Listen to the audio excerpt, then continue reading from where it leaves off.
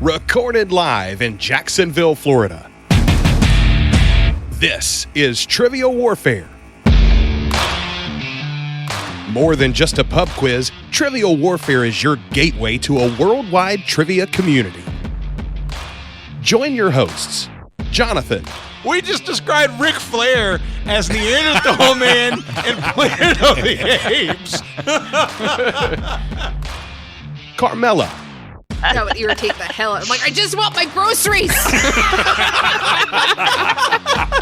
My ice cream is melting.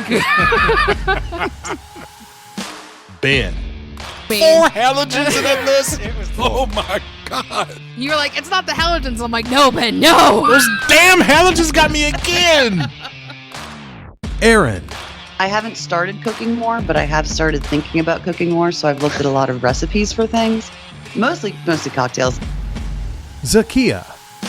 I'm a very happy evil genius. Yeah. And Nick. For all the listeners out there, if you spend enough money, you can be where I am today. And the rest of the Trivial Warfare Army for another week of fun and games. Now here's your host, Jonathan Oakes.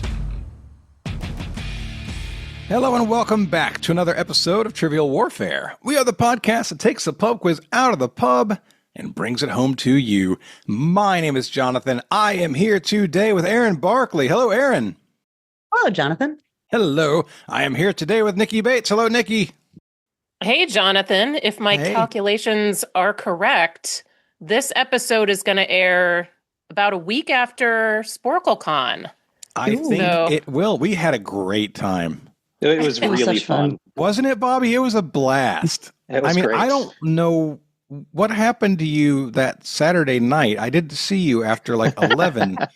What kind of prophecy? Better you than me, my friend.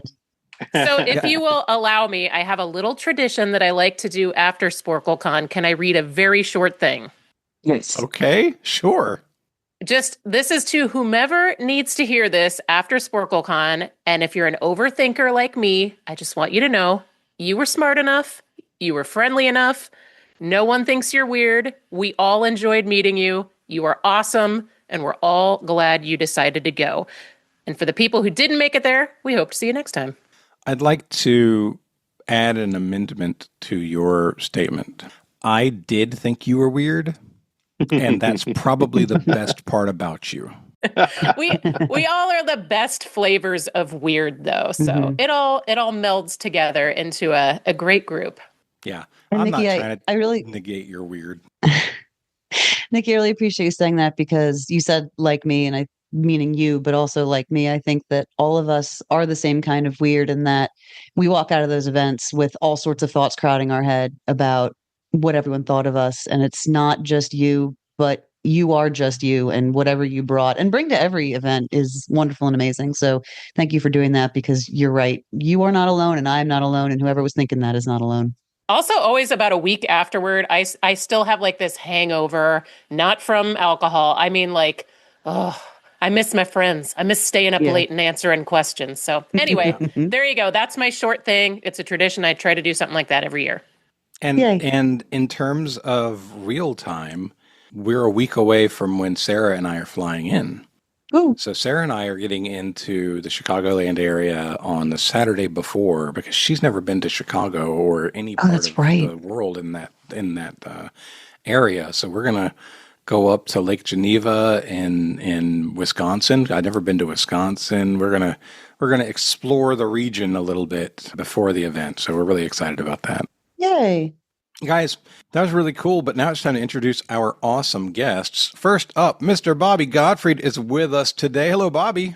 Hello. Yeah, I jumped the gun a little bit there in the SporkleCon talk, but we're all the right kind of weird, judging by the reaction of non-SporkleConners when you tell them you're going to a trivia convention. Yeah, right. I'm missing my gym friends are all going to the NASCAR race that weekend, and they're like, "Oh, Erin, you coming?" I'm like, "No, I've got a trivia Christmas thing," and they're like, "Oh." And then they talk about something else. Which race is that? The one in Richmond. I don't know. Oh, okay. Yeah. And James Denney is also with us today. Hello, James. Hi. Welcome to the show. It's your first time. We're glad to have you here. Glad to be here. Absolutely. Now, I want to get to know each of you a little bit better.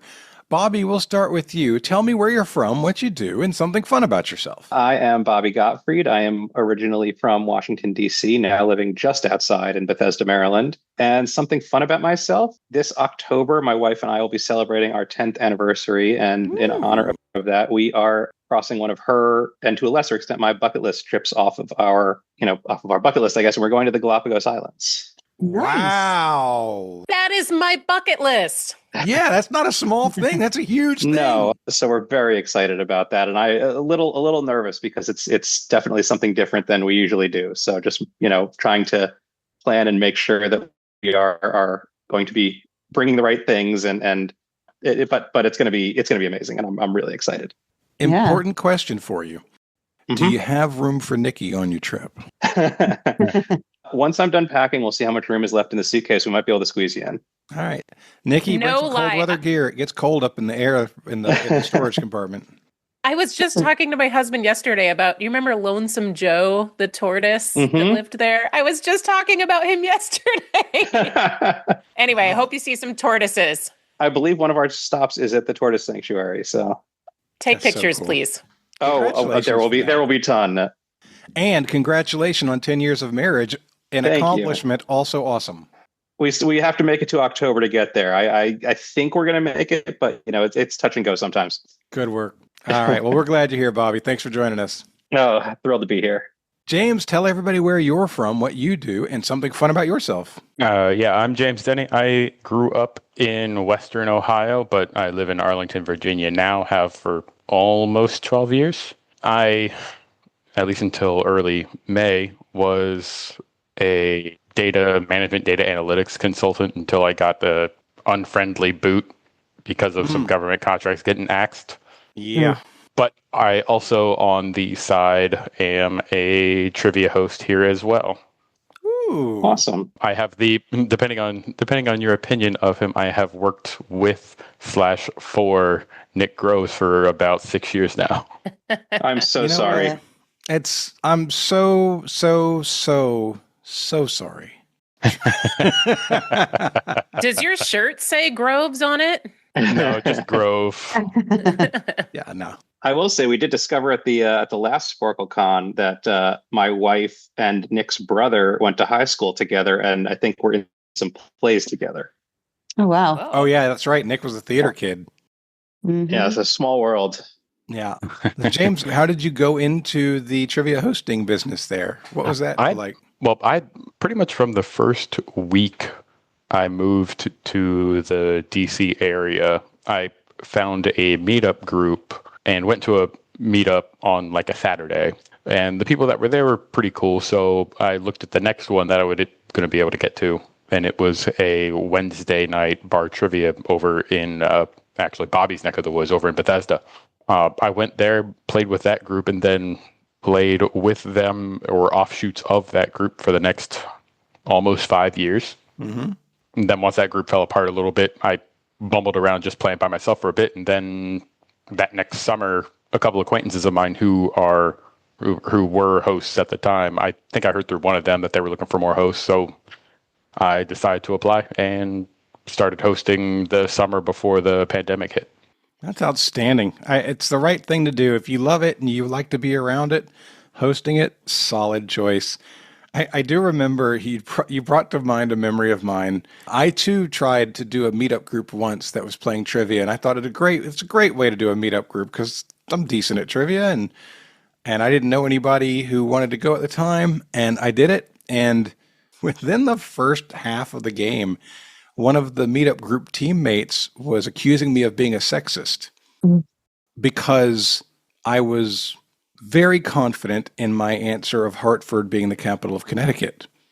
And she thought that it was a different thing, that was not the capital of Connecticut, and that me not going with her answer meant that I was a sexist. Yikes. I didn't ever do meetup group trivia again. It was not a great experience. That logic it doesn't quite track. Yeah. It did for her. Yeah. People are wild. I accidentally went to a meetup at one of my favorite cocktail bars a couple months ago and didn't realize it was a meetup group. And a very friendly gentleman, I asked him what he was drinking, and he was like, "Oh, it's not on the menu. It's called an old fashioned." And I was like, I'm gonna go read my book in the corner. Exactly. All right, guys, we are going to have a great game today, and we're going to get started right now with Warm It Up, Chris. It's time to warm it up on Trivial Warfare today. And there's only one person who can warm it up for the TWA, and that's Chris. And sometimes Jonathan. Who's Chris today? I am Chris. Woo! Nikki. Hello. I am Chris. Okay. No, I'm Chris. I am today's Chris. So today I'm going to ask you to name the top tourist attraction by state. So there is only one per state, which is the tricky bit about it. I also want to be upfront about a couple things. This is an old list, but I think the sources are good, so I'm going to use it. This was written in 2009, and they used stats from the National Park Service, state tourism offices, the attractions websites, and then they said Wikipedia only as a last result and other statistical websites. So I feel like this has a pretty good basis. And there's only going to be one per state. So if somebody guesses one, then you know that state is out. We're going to start with Jonathan. It's not based on number of visitors. It's based on all of those different things you said. I think it is based on visitors. It says, it just says various sources, including statistics. So maybe some of them are like dollar amounts and some of them are visitor tallies. So I'm not sure. I bet different places count differently. So yeah, well, there's a lot of places that get visited that don't keep track of who visited and how. So yeah. So this may not be an exact science here, but I think it'll be a fun warm it up round. But you said this is a fantastic idea, by the way. Mm-hmm. Yeah. It says most popular U.S. attractions. And when I look at these, I think it's fair to call these tourist attractions. Yes, I feel confident about that. So, Jonathan, take a stab. You're first. I can choose any tourist attraction from any state? Whatever you think is the top one for a state, yes. Okay, cool. I'm going to say the Statue of Liberty in New York City. I'm sorry, but that is not the top one listed for New York. Erin, you are next. Heck yeah, Mount Rushmore. Ah, good one. Yeah, that's the low-hanging South fruit Dakota, right there. Mount Rushmore National Memorial. So you've got the first one crossed off the list. No, you're welcome here, South Dakota. Yeah, we should probably take notes of which states have been eliminated now that I think about it. Let's see. Right? Oh, you know what? We can just put it in the chat so that we don't have to everybody type it. We'll do that. I'll keep good track idea of it for us. All right. Thank you for doing that so I can keep track on the spreadsheet. Bobby, you're up next. Well, I was going to say Mount Rushmore. Oh, I will say the Gateway Arch. I wished I'd have said that as soon as I said Statue of Liberty. Okay, I am one moment because I think it might be part of this. Okay, I'm giving you credit. It is the Jefferson National Expansion Memorial, which includes the Gateway Arch. Yeah, I've heard of Gateway Arch and I've heard of the St. Louis Arch. You know, people call it different things. I hadn't heard it called that, so that is correct. James, you're next. Being from Ohio, my first thought was to think of spots in Ohio. And I'm down to either Cedar Point or the Rock and Roll Hall of Fame. Ooh. But I'll go with the Rock and Roll Hall of Fame. That is incorrect. Ooh. I bet I know what it is. This is a really Jonathan, good you're concept. next. I'm going to stay in New York, damn it. Yeah, this is really fun. I'm going to say Niagara Falls. That is incorrect. Damn it! There's a lot in New York, Jonathan. That's great, but those were the two biggies.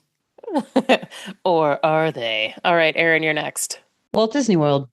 Disney World in Florida is correct. Bobby, you're next. I like this one. Well, I was between two, and one of them was Disney World, so I'll try the other one, and we'll see. And we'll say the Alamo. Ooh. I am looking. Did you know it doesn't have a basement? Sure. It's a little Pee-wee trivia for you. I am not seeing the Alamo. Yeah, sorry. Texas, that feels too small. It's tiny. Yeah, it is. It is small. Oh, I just thought of another guess though. James, you're next. I'm going to guess that I might have picked up the one that you just thought of, the Grand Canyon. That's the one I was thinking of. The Grand Canyon is on there for Arizona, Grand Canyon National Park. Nice job. But not for any of Jonathan. the other states that you can visit it in? Okay. Yeah, you just took that from me. That was a good job out of you. Glacier National Park, Montana. That is not correct. Sorry. Okay. Oh, Erin, you're next. the Las Vegas Strip. That is correct. And it's to the letter. Las Vegas Strip is what it says. Nice job. Thanks. Bobby, you're next. How about Carlsbad Caverns? And just to make sure New I'm checking Mexico. the correct. Okay. Let me make sure this is another one of those where I'm like, is this included in this thing or perhaps a different name? Didn't realize that this was going to require so much double checking, or I may have picked something else. No, this is a great category. And if it is something else, then I have another thought of what might be New Mexico then. So I'll try that next time. No, I don't think that is correct. No. Okay. Sorry. James, you're next. I know what you're going to do for the next New Mexico one, Bobby, so I'm going to go to a different state and let you keep that one. That's polite. I think James, go back to Ohio. if Churchill Downs doesn't count for Kentucky, then it would be Mammoth Cave. So which one of those are you guessing? Cedar Point, Ohio. You are correct. Cedar Point. I knew it was going to be one of those two. That's an amusement I actually park, have right? been there. Yeah, right on the lake. Jonathan, you're next. Well, the fact that amusement parks can be the right answers takes me away. I was going to go maybe into Georgia, but now it's like, oh God, no, there's definitely more in that space. Whew, I'm gonna guess. The great state of Nebraska, still out there. Yeah, I don't know anything about what's in Nebraska. Nikki Bates is in Nebraska. Nikki. I'm gonna guess the French am not the Quarter. top. The French Quarter, New Orleans, Louisiana. Verbatim. French Nice. Quarter. Got one! Nice work. Woo! Good Erin. call. How about the Natural Bridge in Virginia? No, that is not the one for Virginia. Okay. Sorry. Bobby, you're next. Well, I am going to move away from New Mexico. I'm going to say Yellowstone. Oh, Yellowstone National Park in Montana. That is correct. Yellowstone, Montana? Mm-hmm. Yeah, I guess Yellowstone that's National California Park one. in Wyoming. Oh, You can get It to could be it in two Montana. places. It might just touch Montana. Well, there's not a lot in Montana. No offense There's to Glacier folks in National Montana, Park. Glacier. but I Great guess more Dramatic people Spring. are interested in Yellowstone. So, all right, James, what do you got? What the heck? Let's see. I just had one. really I quick. just had one in my head. Go ahead, Jonathan. I'll take a little more time to think of it. Yellowstone's in Wyoming. It is also listed for Wyoming. It is the top one for Montana and Wyoming. So I should have mentioned that, and I just caught it now. Okay. So that crosses off a couple because it is huge. Okay. Since Natural Bridge isn't it for Virginia, I'm going to say King's Dominion. Not it for Virginia. No. My friend wants to go there tomorrow, but she wants to leave at 8 a.m. I'm like, no, I'll see you Monday. Is I this mean, a that's theme valid. park? Yep, it's another Yes. one of the. It's another one in Cedar Fair's catalog alongside Cedar Point and a few others now. Yeah. Because they bought It out used to all be- of the. They bought out all of Six Flags too. Wow. Yeah, and Paramount. That's what it used to be. Mm-hmm. All right, Jonathan, we're back to you. I don't know. Well, you said it. that I just Sarah don't- has never been to Chicago, right? So you Yeah, guys I are know. planning to see the sites there, right? Yeah, but there's 1,000 sites there. So which one do you pick? You know, that's the most problem. visited one. Exactly. I would wager that the most visited one might be somewhere like Wrigley Field, but it could be like the Hancock Tower, or it could be freaking Garrett's or the Miracle Mile, or there's so many. So you don't want to go to a big city. That's why New York screwed me the first two. There's too many good things, and I'm angry about it. Exactly. You caught me. Acadia National Park in Maine. Ooh, nice. No, that is not it. I'm sorry. I like your answer better than this one, but I think you're going to laugh when you hear that one. Okay. I have an idea. I think I might know what it is. All right, Erin, you're up next. Hang on to it. How about Dollywood? Ooh, And that is Tennessee, I ooh, think. See, close, Tennessee. but no cigar. I know what it is. Bobby. How about LL Bean? LL Maine. Bean flagship store is the most visited place in Maine. Wow. Okay. All All Fine. right. All right. That wasn't what I thought it was going to be. I thought it was going to be something like Stephen King's hometown or something. Right. All right, James, this is the last official one, and then you guys can just throw stuff at me and we'll see what sticks. White Sands, New Mexico. No, that is not what this has. That was the one I thought it was. Okay. This is what I've got for New Mexico. They have Albuquerque Biological Park. So that's what that is. I cannot believe nobody tried California. Yeah, right. With all Yeah, of let me Same pick problem as all New the York. things. so Is many. New York freaking- is New York's Times Square? Yes, it is. Yeah. That was the other thought I had That's besides fair. LL Bean for the last The one. place that That's isn't really fair. a place. Yeah, that's And fair. is Tennessee? Is it the Grand Ole Opry? It I was is going to say not. Broadway. I was going to say Oh. Is it Broadway. Graceland? It is a national park. Oh, Great Smoky Mountains? Great Smoky Ruby Mountains Falls? National Park. Oh, Great Smoky Mountains. Is Georgia Six Flags over Georgia? Georgia is Stone Mountain Park. I was That was going to gonna be say my guess. Stone Mountain, and then when Cedar Point was right, I'm like, crap, maybe it's something in Atlanta, or maybe it's Six Flags. I was just all over the wrong places. What's the right answer for Nebraska, Nikki? It's in Omaha, and it is the best one of these type of attractions in the world. Is this like a giant ball of twine or something? No, it's the Omaha Is this Zoo, the the Corn Henry Durley Palace? Zoo and Aquarium. No, like that's not aquarium. even in Nebraska. Well, I mean, they should It's- be. Oh, the Omaha Zoo. Yeah, the It's- Omaha Zoo and Aquarium. It's okay. I'm going to get on my Nebraska soapbox or corn box Here or we whatever go. you want to call it. We have an indoor rainforest. There's a whole geodesic dome that is the desert dome, and under that, there's the creatures of the night.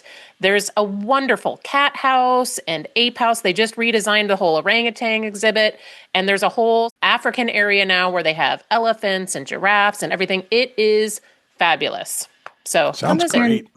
Here in I Virginia have- in the summer, the whole state's a rainforest. So True. not impressed. Sure. We've got corn sweat. I hear ya. Couple of, I had Couple a more few more. I guesses, had though? a few more. I had Yeah. a few more guesses. I had in Sure. mind. Throw them out. Throw 'em out. Kentucky again. I'm still between Churchill Downs or Mammoth Caverns. Or what came to mind was there's some distillery there. No, and I like your No? answers better because I've heard of all of those. This says the Land Between the Lakes National Recreation Area. okay. It's made Really? up. Is West Virginia the New River Gorge? It is. Has to be. Ah. Is Utah the Is Mormon Vir- Tabernacle? Ooh. It might be the same thing. It says Temple Square. That sounds right. Sounds Yeah. close to it. Is Virginia Virgi- Luray Caverns? It is not. Colonial Williamsburg. Colonial Williamsburg. Oh, yeah. Is Maryland the Inner Harbor? National Aquarium. I think you guys are on the right track. It's the this is going to be a dangerous one to pronounce. Assateague Island National Seashore. Oh, Assateague. Okay, Assateague. yeah. See, I was leaning away Sorry. from ass. Yeah, fair enough. The ponies of Assateague. Yeah, but like you're going to tell me the ponies of Assateague draw more people than Camden Yards or the Inner Harbor or the Aquarium? I don't know about this list. I don't know if I buy no it, shade. but it's an okay it's answer. sus. This whole list is sus so far. Would Washington? I didn't go there because I was torn between Mount Rainier, Mount St. Helens, and the Space Needle. Was it one It's of those? near the Space Needle. It's the Pike Place is it Market. Pike Place? Marketplace? Yep. Okay. Pike Place Market. And I was just in Seattle for a wedding, and my friends went over to the Pike Place Market. So Yeah, I I've think that's a shopped there. valid one. It's cool. What's Connecticut? Connecticut is Hammonasset Beach State Park. Fine. Okay. Okay. Ham and Ass It Beach State Park. That is what the Got list some says. ham and yes. All right, what's the this rest is of the going list on look for a like? long time. Alabama is the United States Space and Rocket Center, which I believe just got Oh, yeah, number Huntsville. one. Huntsville. Yeah, I from went like to space camp there TripAdvisor. once. Yeah, it's great. Yeah, Space Alaska Camp. is Klondike Gold Rush National Historic Park. Arkansas is Hot Springs National Park. Yeah. California is Disneyland. I thought that'd be the first one. That's not. I wasn't that's confident not in it obvious with at you. Have all. everything you have Hollywood. You've got the Golden Gate You've got Bridge. the Golden you've Gate got- Bridge, who gets thousands of people You've got the driving San across Diego it Zoo. every day. Yosemite. Muir Woods. So much anger at Disneyland. Colorado is Rocky Mountain National Park. Delaware is Delaware Seashore State Park. Hawaii is Waikiki Beach. Idaho is Silverwood Theme Park. Illinois is Navy Pier. I've been there with you. Mhm. Yep. Indiana is Indiana Dunes National Lakeshore. Iowa is the Amana Colonies. Kansas is Tallgrass Prairie National Preserve. Massachusetts is, forgive my pronunciation. It's Faneu. Faneuil? Faneuil Hall. Yeah. Oh, Faneuil. I have stood outside of that building with David Livesey and Scott Barber. Oh, you've been there. Okay, Michigan is the Henry Ford Museum. Minnesota is the Mall of America. Mississippi is the Natchez Trace Parkway. New Hampshire is White Mountain National Forest. New Jersey is the Atlantic City Boardwalk. New Mexico is Albuquerque Biological Park. I think we talked about that one. North Carolina is the Blue Ridge Parkway. North Dakota is Theodore Roosevelt National Park. Oklahoma is the Oklahoma City National Memorial. Oregon is Crater Lake National Park. Pennsylvania is Independence National Historic Park. Rhode Island is the Roger Williams Park Zoo. South Carolina is Broadway at the Beach. Texas is the San Antonio Riverwalk. It's still San Antonio. Holy crap. That was amazing. Really close to the Alamo. How in the world is the most visited place in Texas in San Antonio? Again, this list is an old list, but I liked the sources, so this may have changed since then. Vermont is the Shelburne Museum, and Wisconsin is the Wisconsin Dells. So that is your list. Post your complaints or your tourism promotion in the comments. And Washington, D.C. still is a national mall. You know what? This only listed states. I did not have Washington, D.C. in there, but I bet you are right. That's your warm it up. That is your warm it up, Chris, for the episode. Nikki, no matter how much we question the validity of that information, it was actually a very good round and a very fun one to try and guess at. So that was well done. Today's game, it's going to be episode number 546. That means we are on the main feed. Hello and thank you to everyone who is listening today. We appreciate you being here. Remember, if you would like access to all of the episodes on the weeks where you're not getting one on the main feed, you can get them on the patron feed. We do a show every week. Just go to trivialwarfarearmy.com, sign up as a sergeant or higher, and you will get access to hundreds of shows that you don't have access to today. Oh, Bobby, it's your first time on the main feed. Welcome. Hey. Congratulations. All right, guys, today's game, it's going to be a banger. It is Bobby and Erin versus James and Jonathan. Nikki is hosting, and it's time to play the game. Players. Oh, yeah. Y'all know what time it is. This is Mr. Literature himself, cordially inviting you to the game. This is 6 rounds of trivia goodness, 3 questions per round. Every right answer gets you 10 points. In the middle, we'll take a pause for the cause and ask a midpoint question worth up to 20 juicy points. After round 6, you can wager any or all those points you've been building up and take a shot at the final round. It's a series of theme-based questions we call the Gauntlet. It's just that easy, baby. But this game ain't gonna play itself, players. Let's get it on. Here are the team names that you never asked for. Jonathan and James, since you're both J's, you're going to be Dynamite for JJ. Dynamite! And Bobby and Erin is almost Bobby Darin, so you're going to almost be one of his sons. You are Mac the Spoon. I was thinking, don't worry, be content. That's Bobby McFerrin. Yeah, that's nice. Sorry, I'm bad at that. That's also good. Yeah. Round 1, question 1, brought to you by Nikki Bates, who wrote a lot of these today. Your category is nacho business. Okay. In its early days, Disneyland's restaurants were operated by sponsors like General Electric, Chicken of the Sea, and Stouffer's. When a salesman saw leftover tortillas being thrown away at the end of the day, he suggested that instead they deep fry them and add seasoning. This is the origin story of what brand name snack food? You paste it, please. Yep. Nikki, what was your category? Nacho business. Our answer's locked in. Okay, you guys can talk it out, Dynamite. All right, James. So I initially, immediately went to Tostitos because nachos just it's a perfect fit for fried corn tortilla. So yeah, that's where especially my if you're brain making went. a dish, especially if you're making a dish like a plate of nachos with toppings and all of that. So that probably makes more sense there. I don't think so, my though, first because thought was, I think your thought is better. I mean, Doritos is the other one that the first one that came to mind for me, because when I saw seasoning, I read flavoring. Mm-hmm. But I think that you don't season Tostitos. I mean, you season Tostitos with salt. Yeah, that's not seasoning, though. That's salt. You could say salt if it was just salt, you know? But are Doritos seasoned or are they flavored? They're seasoned for sure. Yeah. I very much like Doritos more than Tostitos after realizing that the seasoning was in there. And also, but on the other hand, though, you have the fact that if you're making a plate of nachos, you're not using Doritos, you're using regular tortilla chips. But they didn't say that you're making nachos. But that was the category. I mean, that was the category. It was nacho business. Yeah, I'm aware. I think that that's just because chips, you know, but I'm not sure. That's a good point. I don't consider Tostitos as a snack food.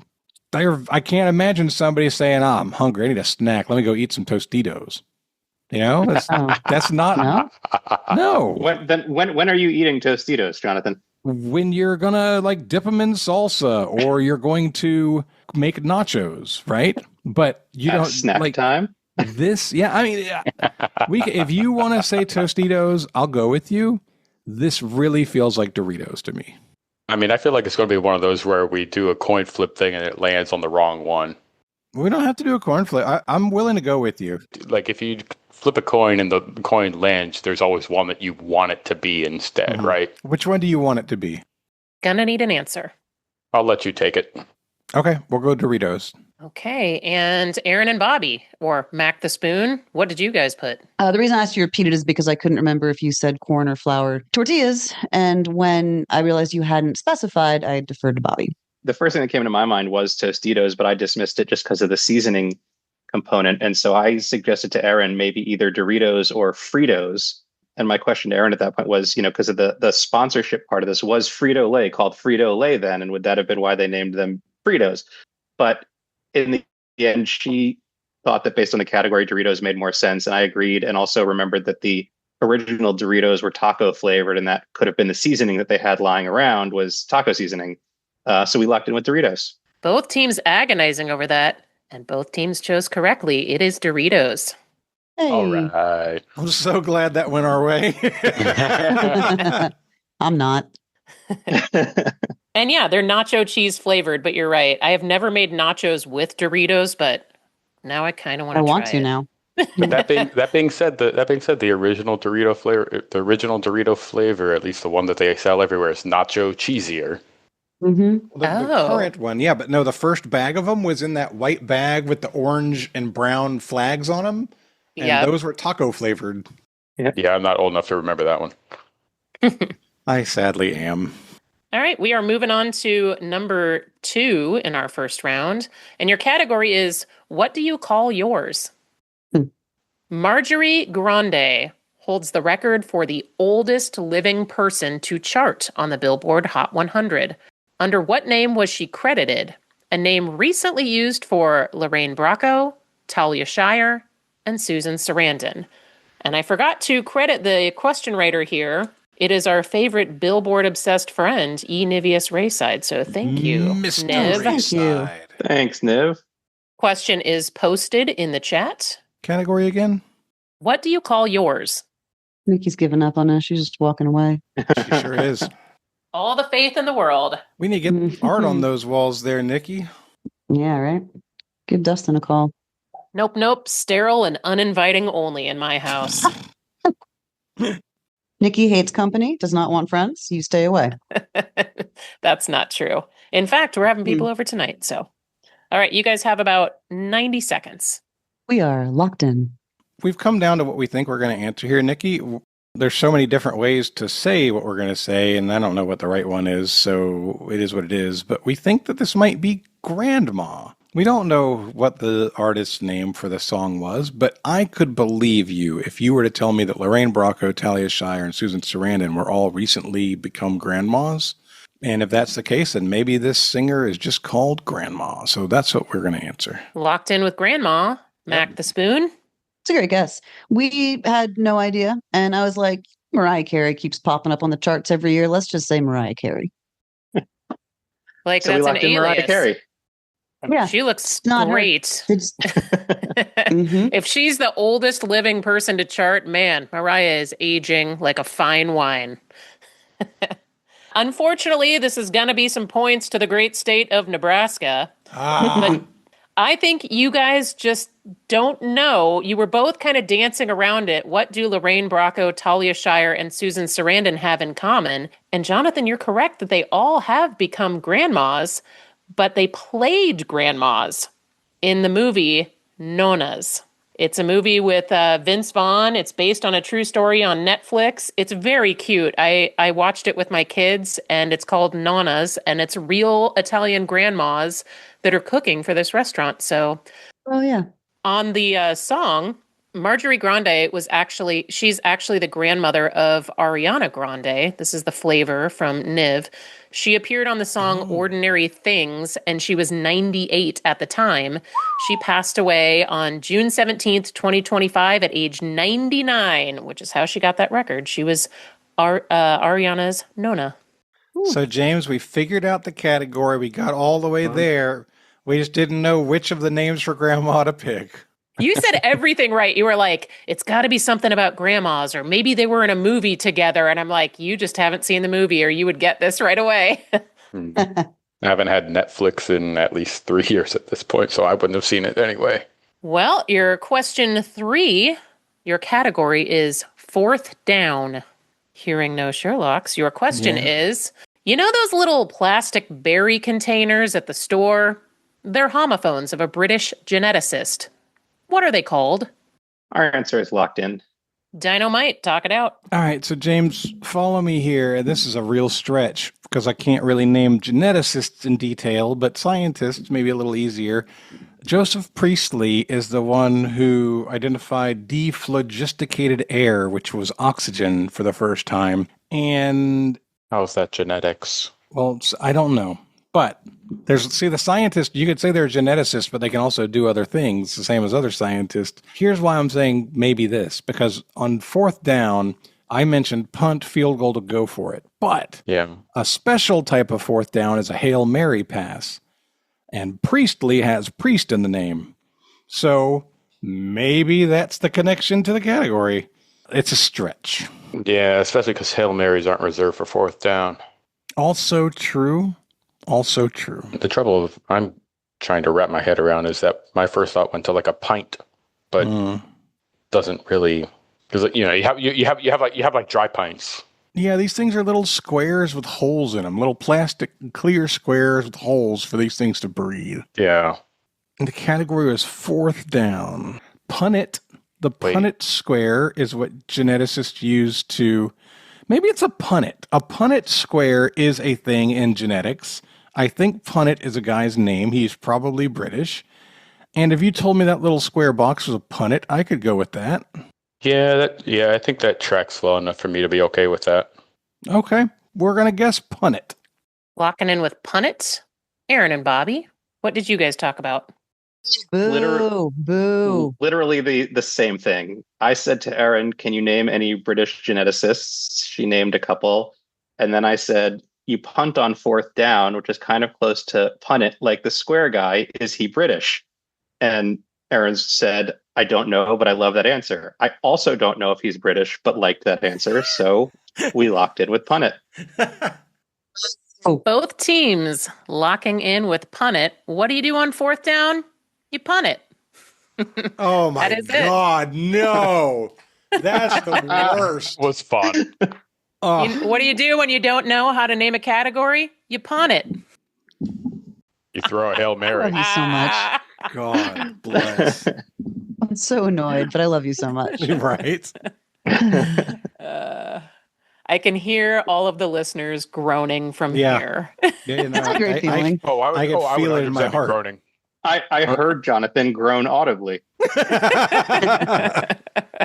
All right. So at the end of round 1, teams are tied up, both of you, with 20 points. That brings us to round 2. And your first question, the category is gross science. Science! Which epithelial cells, named for their resemblance to fancy drinking glasses, produce and secrete mucus? Love so much that you guys all came to that from the pun, though. Probably got there from the scientist guy, but the pun confirmed it, which is, again, annoying. I love you. I wouldn't have thought of the scientist guy without the pun, though. Shh. Sorry. We're creating content. Not during the thinking time. Nikki, what's the category? Gross science. Okay. Thanks. We are locked in. Okay, James, we don't have much. You named a lot of glasses. Do you want to name those for everybody? Yeah, we got a whole list of drinking glasses out of here, thinking of all the stuff I know from like beer and cocktails and all that. Because we got like coupe, we got flute, we got champagne, martini, rocks, highball. You had pint, stein, and Tom Collins to the list. Tulip glasses too. Mm-hmm. Out of all of those, some of those aren't fancy, right? There's also the margarita glass, just now thinking about it. Of all of those, the one that feels fanciest to me are martini and flute. A champagne flute is the glass. Yeah. So that's fancy by just the fact that it's champagne, right? So martini and flute seem like the fanciest to me. Mm. Yeah, I'm trying to think of any others, and I'm coming up blank now. I exhausted all my cocktail knowledge. Yeah, I don't think this is going to be the highball cell or the rocks cell, but a martini cell? I don't know, a flute cell? Maybe that. Gross. I think the gross is just because of mucus. Produce and secrete mucus. So these are cells in your nose and in your sinus system. I don't know what epithelial means. You guys have about 15 seconds remaining. Yeah, I think epithelial is just like at like surface level skin wise. I guess my vote would be for flute. Yeah, let's go with that. All right, we're going to say flute. Locking in with flute. Erin and Bobby. On one hand, we had a very similar conversation to you guys. On the other, we did it in about, a fraction of the time. And came up, same thing, listed here's all the glasses I can think of. You always take so much pride in how fast you are. Hey, I got stuff to do, man. I'm efficient. I'm waiting for some knowledge to come out of nowhere and spring forth out of my mouth. I have to give the process time. If you hadn't literally just done that, I'd be a lot more inclined to go in on you for it. I mean, and Bobby said, not sure thinking more is going to do more than make my head hurt. I'm like, yeah, that's fair. My knowledge is very surface level. But yeah, we listed the glasses. We're like, flute sounds fancy. And that's what we locked in with. My main contribution was saying flute seems like a fancy glass unless an Italian guy named it. Then martini. Both teams, again, locking in with the same thing, locking in with flute. The bad news is you're both wrong. The good news is, Erin, your team was very efficiently wrong since you thought so fast. Is it tulip? Tulip's a flower. I'm annoyed about that. It is not tulip. These are goblet cells. Goblet cells. No. That never came up in our discussion at all. Nope. It didn't come up on our side either. Both teams had a huge list of glasses and goblet didn't come up. A goblet's not a glass. It's not made of glass. No, they are. Goblets get beer. I guess they could be. They could be. Goblets. The only goblet I would be thinking of is the one that's on fire. I think of Jack Black raising his goblet of rock. Yeah. All right. Moving on. Question 2. Your category is botany. Can I share with you one thing? Sure. Goblets can be made from a variety of materials, including glass, crystal, metal, like silver or pewter. The reason I wanted to share it with you is even more unusual materials like coconut shells or rare bird eggs are apparently also used to make goblets. Yeah, just get me my emu goblet off the top shelf. I think it must be turkey eggs because it would be a goblet. Yeah. Moving on to botany. And I quit. It's a goblet. All right, that's cute. Here's your next question. In the category of botany, in the 1920s, Thomas Edison experimented with what weed as an alternative source for rubber, also known as solidago. It is the state flower of Kentucky and Nebraska. Should have brushed up on my Nebraska history. Yeah. Nikki? Yes? We're locked in. All right. You guys can talk it out. Bobby just said a thing. I did just say a thing. We were kind of stuck on a whole lot of nothing. And then I just wondered, is a gum tree a thing? Because I feel like that could be a rubber sort of something. I have no idea if it's a thing or if it's a weed, but it's, a word. And I said, my understanding of weed as someone who routinely kills plants is that a weed is just anything you don't want in your garden. So I don't know how that helps us classification wise. So I'm fine with that word that you may or may not have made up. Yeah, all right. We'll say gum tree. Woo. Locking in with gum tree. Dynamite. What did you guys land on? I remember that when I was a kid and I would be in the line for Six Flags Thunder River in Georgia, they had lots of gum trees in that wait. And what that meant was there was about 1,000 trees that people would stick their gum on while they were waiting in line. Oh. Covered in gum. There's a wall in Vancouver like that. Yeah, That's it's disgusting. super gross. We wanted to name a weed. And the first one we named was also the best one we named, which was dandelion, because it's definitely flowering and definitely ubiquitous over lots of the country. So we said dandelion. All right, so we've got gum tree and dandelion, and I'm starting to worry that I wrote too hard of a game because those are both incorrect. Oh, boy. The correct answer, Solidago, is goldenrod. Oh. Goldenrod is... Distinct, I think. Is that another word for dandelion? Yeah. It is not. Goldenrod is long and skinny. And here's the flavor. In the 1920s, Thomas Edison began his search for a homegrown source of rubber. The U.S. imported rubber from Southeast Asia and the East Indies, and Edison wanted a ready source in case America's supply was cut off. So he experimented with a variety of plants at his Fort Myers, Florida, and West Orange, New Jersey labs, and goldenrod proved the most promising. So goldenrod is the answer. I'm just happy to know that my instinct of kudzu not being the state flower of Kentucky and Nebraska was correct. Good call on that. Nikki, you just helped me because I've had a memory for a long time, many, many years, of visiting Edison's, what I would have called Edison's house in Florida. And for the life of me, I am not aware of where it was and if it was just a figment of my imagination, but I had remembered visiting Edison's house. And then I'm like, well, Edison was in New Jersey. Where is it? What am I thinking of? Now I know. Fort Myers. And that absolutely is a relief off of my system from the last 30 years. Well, that makes me feel better that you guys both missed that, and hopefully someone gets this next one. Your category is fictional characters. The younger sister of Wonder Woman, played by Deborah Winger, and Spike's psychic lever on Buffy the Vampire Slayer share what name? Psychic lever? Lover. Okay. I was like, what the heck are we talking about?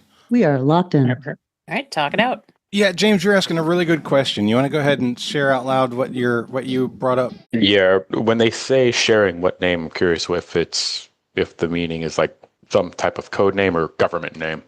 I think that the right answer could be either, because it's a shared name, so it doesn't have to be. It could be if it's Wonder Girl, then maybe they were both Wonder Girl, or if it was Deanna, maybe it was both Deannas. From what I can tell you, I think Wonder Girl is a character in the Teen Titans comics. I don't know if she's considered a younger sister of Wonder Woman, but she's definitely a Wonder Woman protege. And I think her name was Deanna Troy, whereas Wonder Woman's name is Diana. Right. I feel like going government name would probably make more sense. And I think just first name here. Yeah, because I'm not sure that in Buffy or Spike was in Angel later. I don't think they went by any sort of like code name most of the time. So that's why I'm thinking it would be like government name. That would make more sense.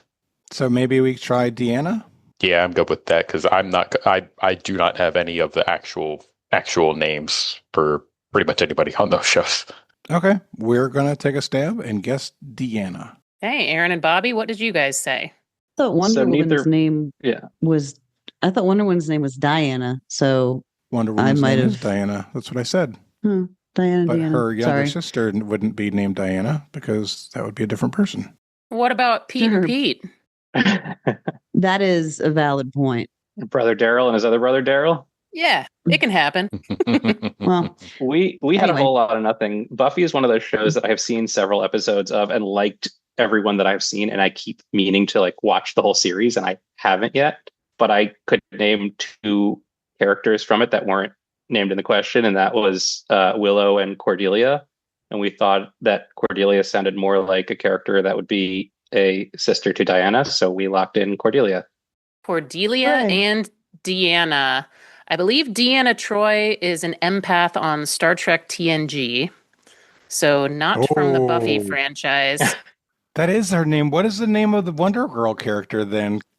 I'll have to find out. The Wonder Girl character is Drusilla. That's not who I'm thinking of. Kind of sounds like Cinderella's stepsister or something. Drusilla. Donna Troy is the person who I was trying to name. Is the Teen Titans Wonder Girl. A lot of D names going around in this question. Yeah. So after round 2... Wait. What is the correct answer? Well, you don't know the right answer yet. I said it's Drusilla. She told us. Oh, that's what you said the correct answer was. Okay. That's the right answer? Drusilla is the correct answer. Also one of the evil stepsisters in Cinderella. That is Drizella. God dang it. Is this thing on? I heard you, girl. Hey, Jonathan stopped fact-checking me after the question and listen to what I'm saying. I'm not fact-checking you. I'm fact-checking me. All of these names are like one vowel apart, and it's both hilarious and frustrating at the same time. Mm-hmm. Well, after a very tough round 2, you guys are still tied up 20-20, but we got plenty of game left. So let's move on to round 3, question 1, and your category is Gen Z style. Oh, God. Also known as a Zoomer perm, and in the UK as the Meet Me at McDonald's haircut, it's a type of haircut with tapered sides and layered curls on top, which is named for what vegetable? Meow! Whoa. Coming in with meows. We're locked in. Great. Post that in the chat for the Erin, other you got team. anything? No. What vegetable? I know the haircut you mean. Because I've been watching a lot of like Love Island and all those dating shows, and I know this hair. I think the guy that just moved in next door and was like super friendly when I was on my front porch yesterday, I think he has this haircut. I don't know what it's called. I mean, What broccoli? does it look like?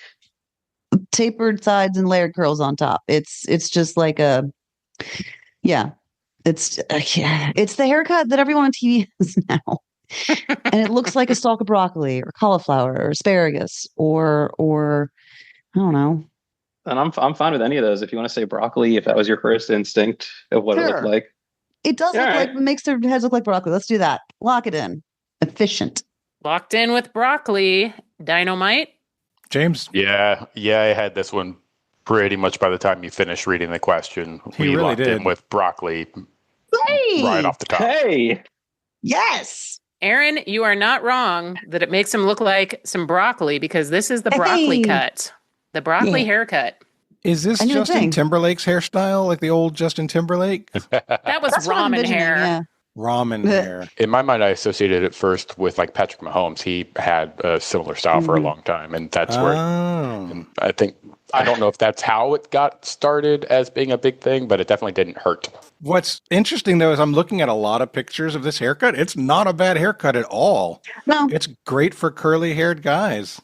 Yeah, a lot of guys getting perms now to get the broccoli cut, so really, it's a good look. Yeah. Just that looks remember like the one of the rare rules cut of that hair I could care. do naturally. There you go. You could have some Gen Z style. Mm-hmm. Just remember, don't try to shower for the first for like those first 12 hours. Yep. Legally Blonde. Yep. It's a reference to the Legally Blonde court case. Gotcha. All right, round 3, question 2. Your category is cryptic movies. Cryptic movies. Listeners at home, this is your warning. Grab a pen and paper for this one, and you guys may want. Well, you guys will have it in the chat, so you don't need to worry about it. I'll post it for you. Because this 1992 film is all about encryption, the opening titles contain Fort Red Border, A York Dandy, and Kneel by Sing. In which film do these anagrams appear? Again, that's Fort Red, R-E-D, border, A. York dandy, and Kneel, that's Kneel, by Sing. In which film do these anagrams appear? Our answer is locked in. Nice. I'm looking. I'm respelling these anagrams. Like here, I'll paste one for you. I'm reordering the anagram to see if it gives me any like way to aim at it with the first letters. Right. Mm-hmm. I'm not seeing anything obvious here. Hang on. I suggested maybe there was like a movie called Enigma, but that's too late. Hackers is after this, I think. Actually, could it be Hackers? That would deal with encryption. It would, yeah. 1990. These anagrams are I'm gonna see what the anagrams are, and I'm gonna be really annoyed once. See if you can see what they are before we turn in our answer. You have less than 30 seconds to work out those anagrams. Yeah, I'm not coming up with any.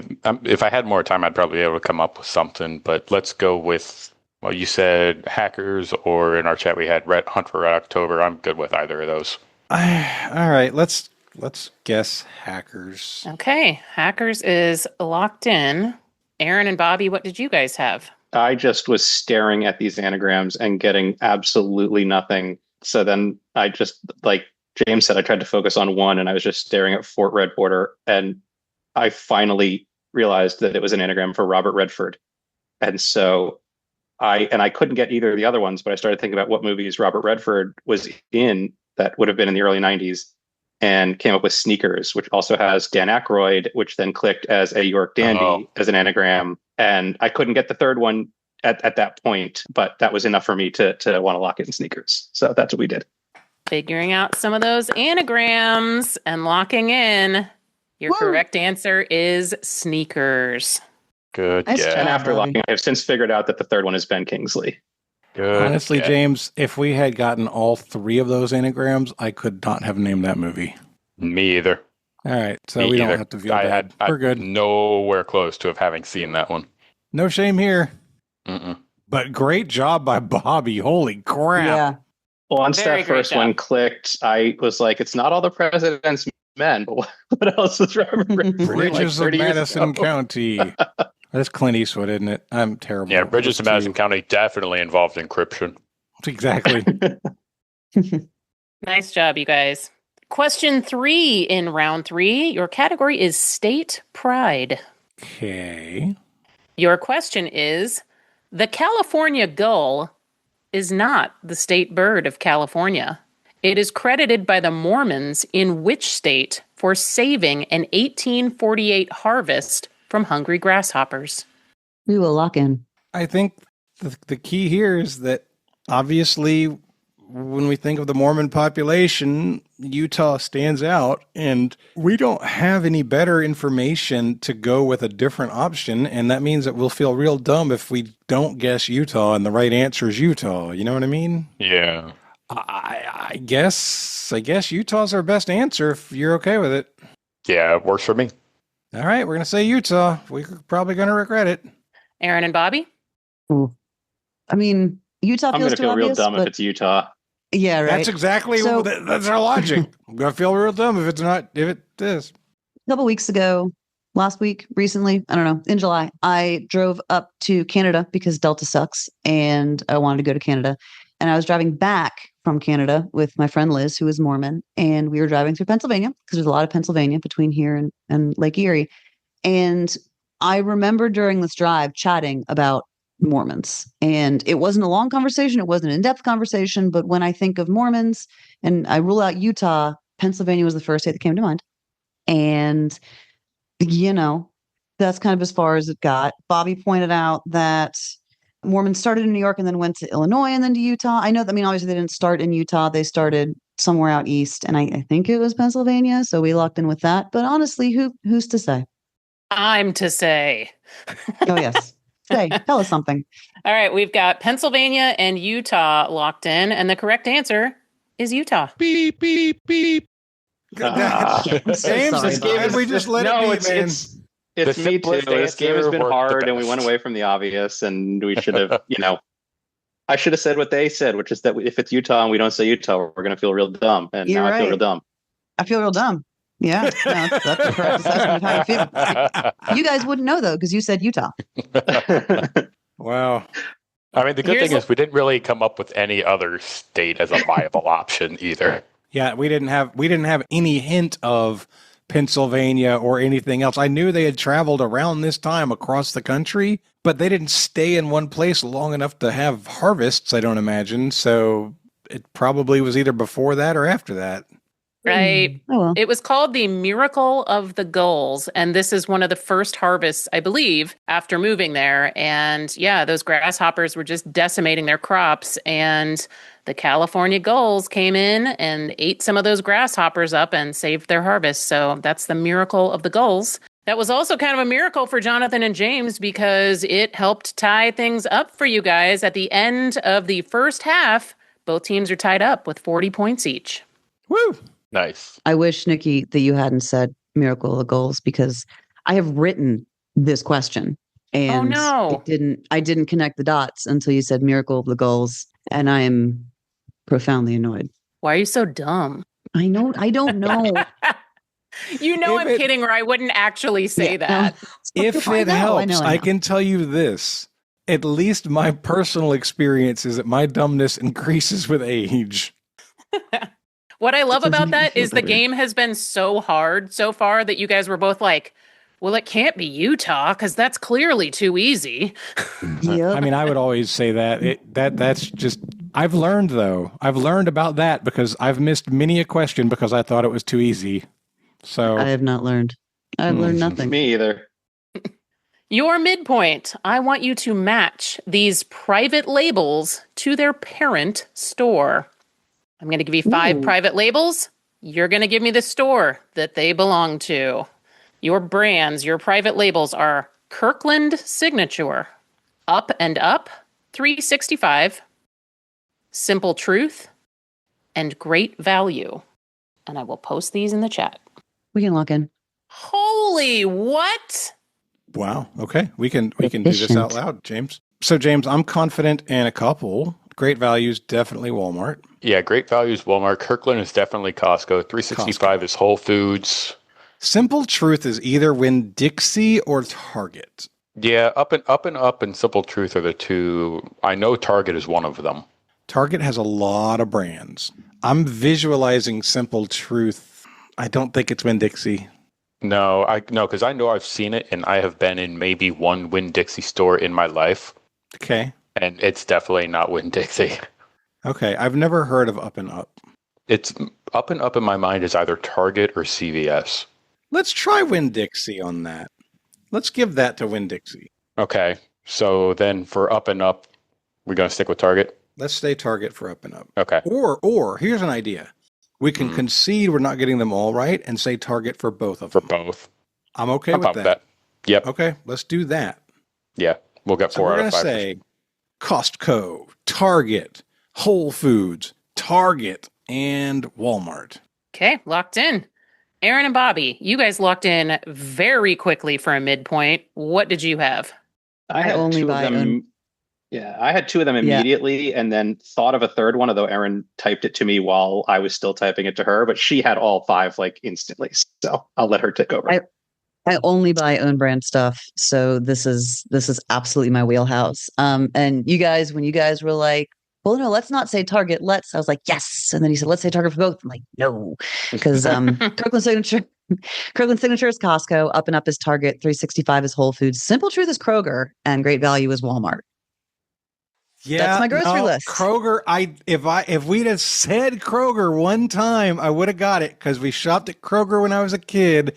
And this Simple Truth, I feel like might be inside of a cloud logo or something, or just a circular bluish. The blue in it was throwing me off, and that's Kroger. You guys are correct with all of those brands. It is Kirkland, Costco, Up and Up, Target, and just as you described that logo, that was correct. Whole Foods 365 is the full name of it, and it is Whole Foods. Simple Truth is Kroger, and Great Value is Walmart. I'm also unfamiliar with Kroger, not something we have in my area. Oh, it has a green logo.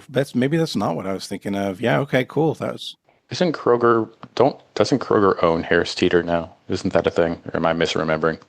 Maybe. There's only 3 companies, so. Yeah, that's true. Fair enough. Unilever, Kroger, Disney. At the end of the midpoint, Erin and Bobby lead with 60 to Jonathan and James's 56. Good game, y'all. And the AI overview on Google tells me that Harris Teeter is owned by the Kroger Company. How about that? Okay. All right. Hey, friends. It's Nick, and I have a bit of a surprise. I wrote a book, like an actual novel. Not a spreadsheet, not a quiz, a full-blown, sexy, stylish, heist-filled novel. It's called Pulling Threads, written under the pen name Isla Blake, because this really was a surprise. Here's the story. My wife reads hundreds of books a year, so for our anniversary, I thought, why not write her one? Most people get flowers. I gave her crime, lust, betrayal, the classics. I used a pen name so she'd judge it like any other book, not like it came with a bouquet and a guilt trip. Now it's out in the world, and already beloved by literally tens of people. Pulling Threads is like the Thomas Crown Affair had a love child with a bottle of scotch and a very expensive pair of shoes. There's a hot marketing strategist, a morally questionable love interest, and a plot to take down a fashion empire built on stolen designs. Also, there's spice, like real spice. Don't read it on a plane. It's available now in paperback, hardcover, and Kindle. Just search Pulling Threads by Isla Blake on Amazon. And if you like it, leave a review. And if you don't, congrats. You've joined a long line of people who disagree with me. So go check it out. And let me know if I should start a new career or stick to pretending I know things on the internet. And now, back to the show. Well, no more anagrams in this game, so let's get started with round 4. Round 4, question 1. Your category is food. Food. Okay. Amphissa, Beldi, Castelvetrano, and Manzanilla are all varieties of what fruit? Meow meows. James, I think they're locked in. So yes, we are are locked in. Okay. Yes. So manzanilla sounds familiar. Could this be a banana? I feel like maybe a manzanilla banana is like the little one.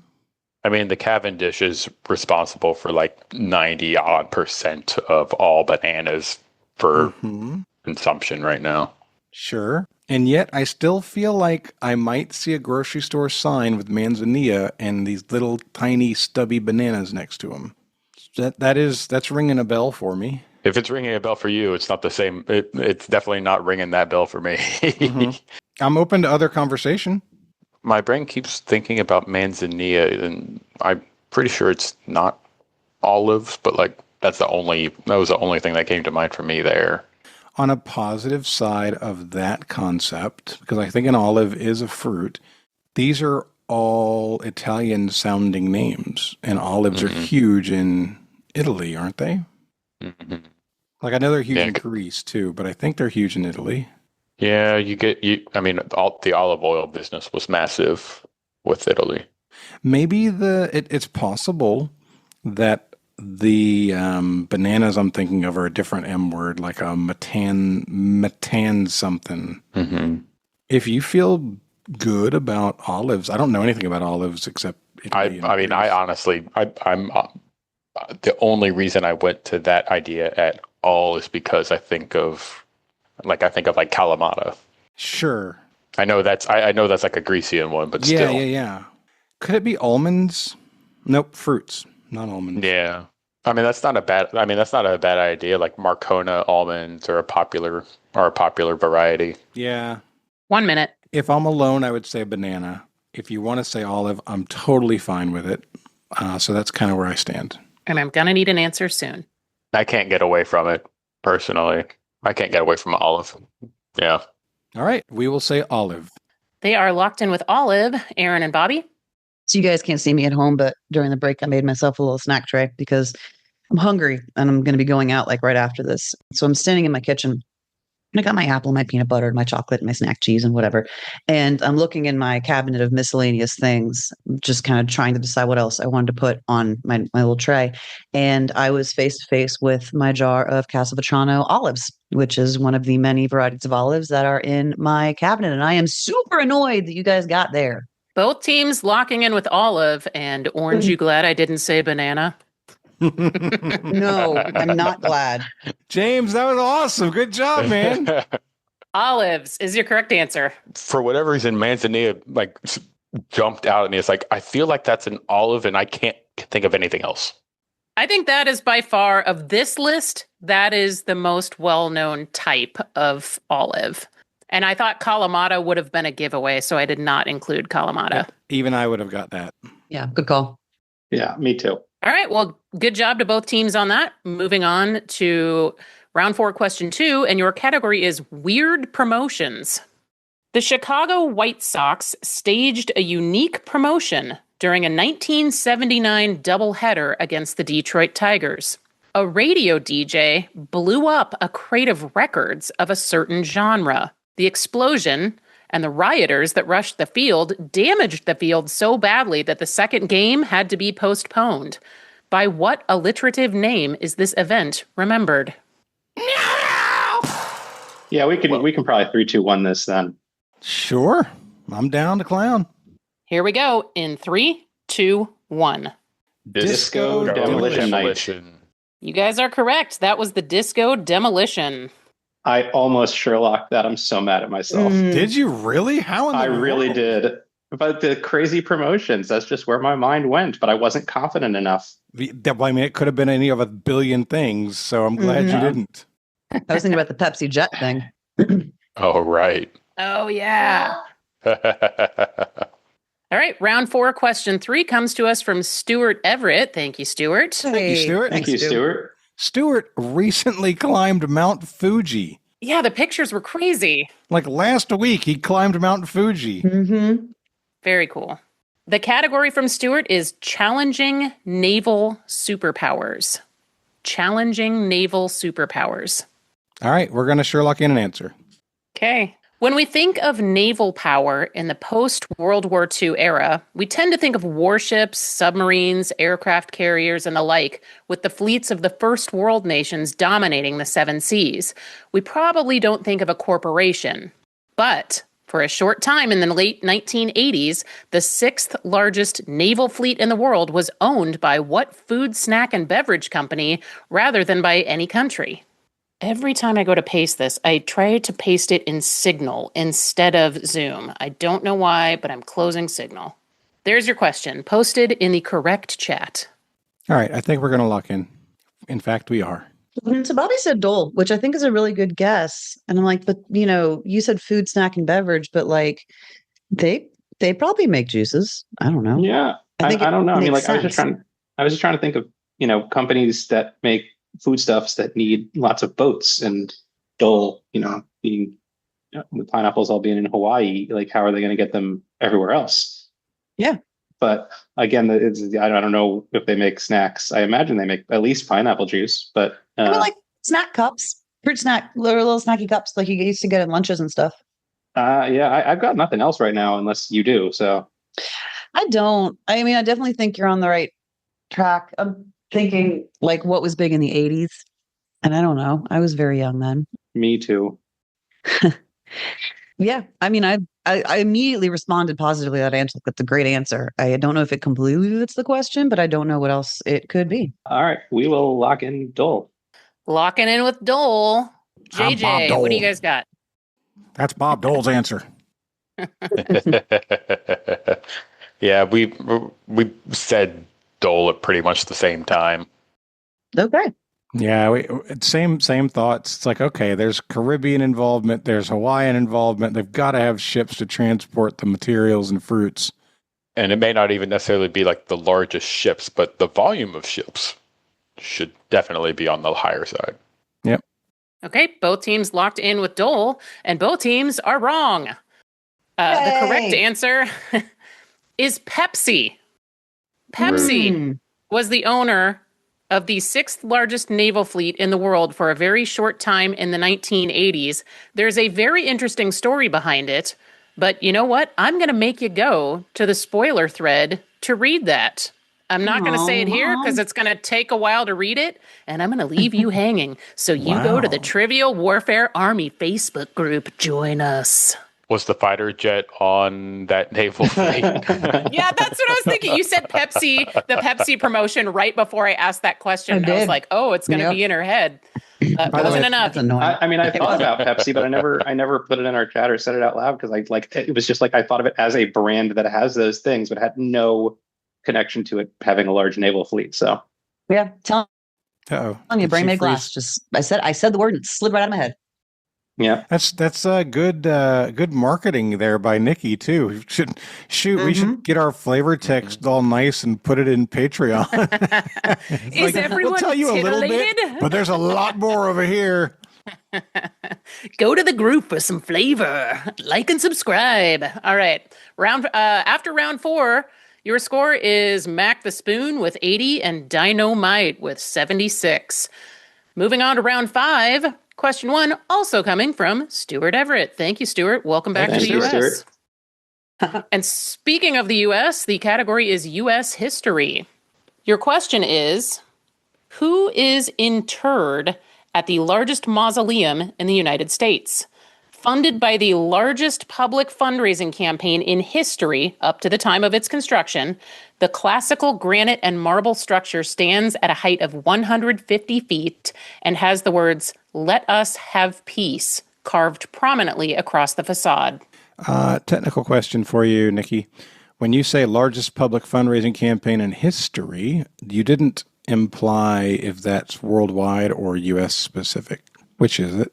World's largest fundraiser ever at the time. World's largest. Okay. That was before Brandon Sanderson released 4 surprise books. Hey, does anyone know where Brandon Sanderson is from? Is it Nebraska? It is. Oh, that's right. He lives in Salt Lake, though. Boo. Gonna need both teams to come to a final answer pretty quickly here. What if we don't? Then you will get a 0 for this question. I think that's going to happen either way. It might. I think it seems likely. All right, we're locked in. Locked in. Are we out of time, Nikki? We are. All right, James, Grant, Lincoln, FDR, you pick. I think the whole "let us have peace" thing made me think Civil War, so my brain went to Grant. I'm fine with it. Yeah, we'll say Ulysses Grant then. Yes, we will. By the way, 150 feet is 14 to 15 stories. It is a huge building for the era that we're talking about. Big. Okay. Erin and Bobby? Yeah, we had a whole lot of nothing here. You know, the public fundraising thing led us to a government official. So we were talking about a few presidents. I said, really, all I know about presidents is that Kennedy's in Arlington, Wilson's in DC, and who's buried in Grant's tomb is a thing. But in the end, we decided to just go with a Lucky Johnson since there are 2 President Johnsons. That's good. There you go. Who's buried in Grant's gigantic 150 foot? That joke was originally written.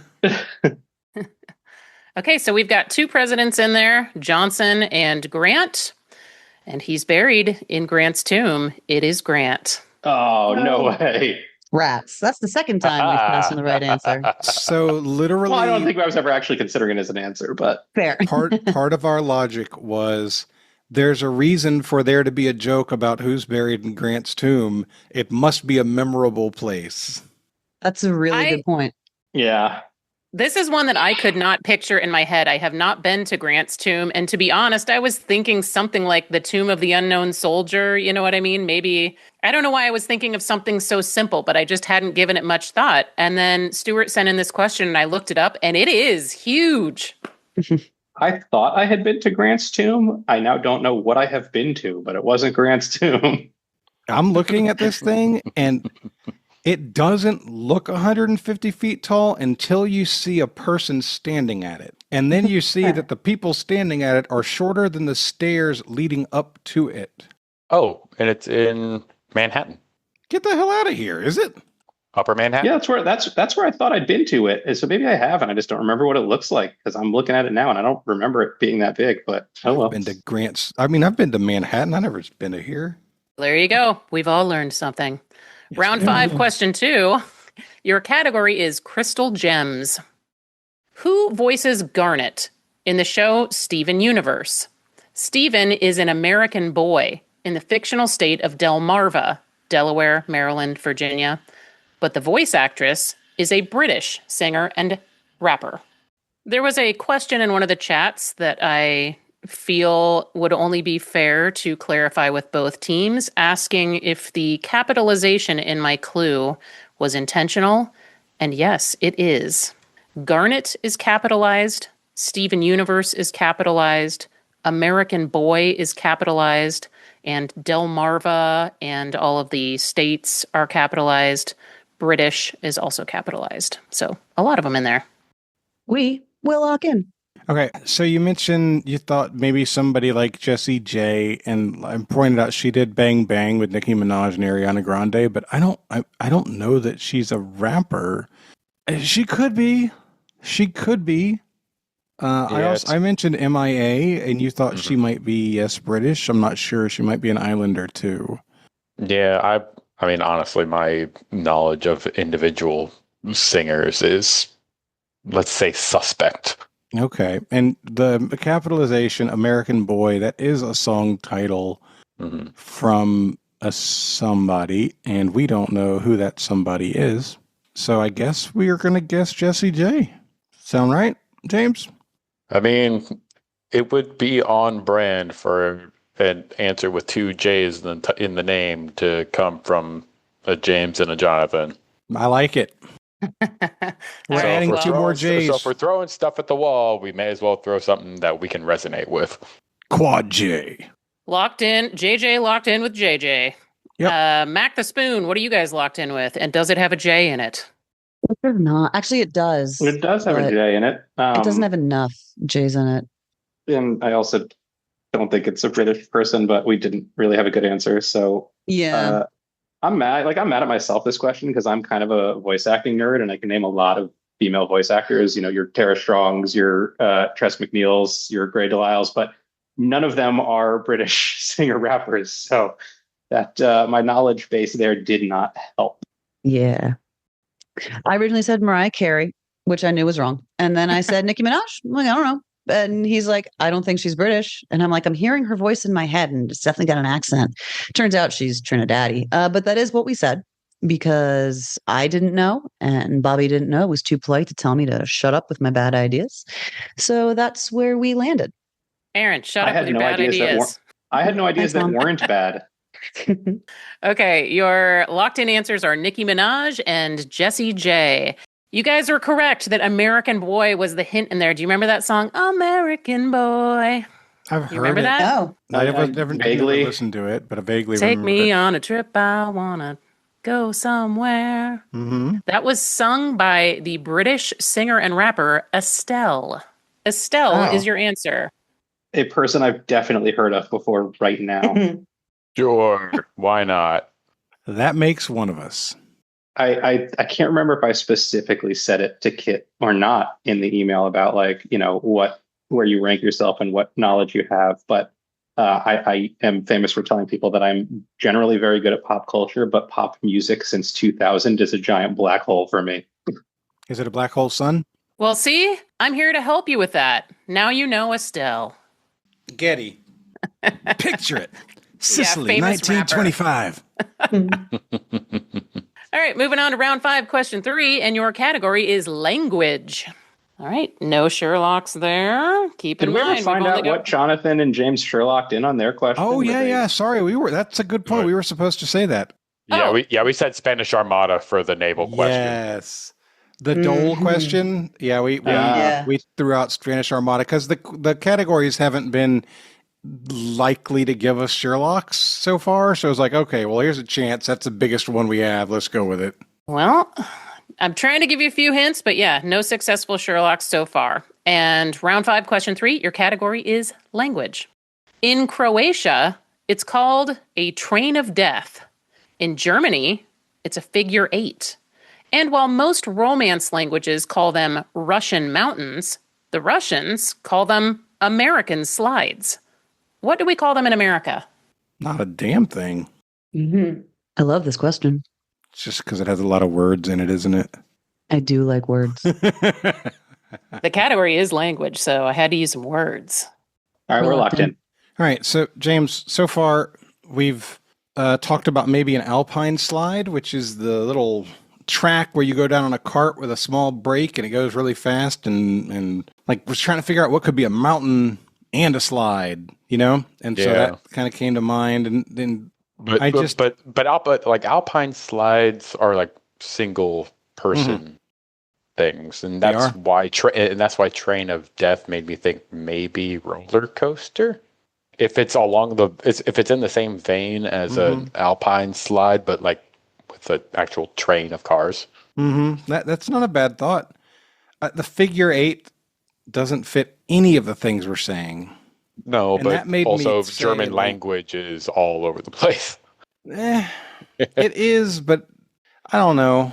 Then I was like, well, what if this is like a cookie or like a type of candy or something? Then figure 8 finds a way in. You know what I mean? You got 20 seconds left to come to an answer. You got 20 seconds. I mean, it's not outside the realm of possibility. My brain just hasn't gotten to that part of the real world as thinking about it. And with that, we are at time, so I'm going to need an answer. Okay, so I guess we're going to say roller coaster. Okay, Dynamite locking in with roller coaster. Erin and Bobby, what did you guys lock in with? I think that may have backfired on me because, so we're sitting here and we're like, that's a weird series of words. And I think maybe this is in my brain because a friend of mine, she's wild. She's like the social chair of everyone's life. And she's a big person she's a big roller coaster person. And she went to Cedar Point and like pays for the special guide to teach about all the roller coasters. She loves roller coasters. And we were talking about that this morning. So that might be fresh on my mind. But I'm like, this is something that all of these could apply to. You've got the mountains and American slides and figure 8, like, okay, fine. But if you're talking about like simplistic roller coasters, maybe they go into figure 8. So we locked in with roller coaster. And then I'm like, Nikki, keep an eye on that time. And I think that maybe if Nikki hadn't been quite so militant about the time, you would have talked yourselves out of it.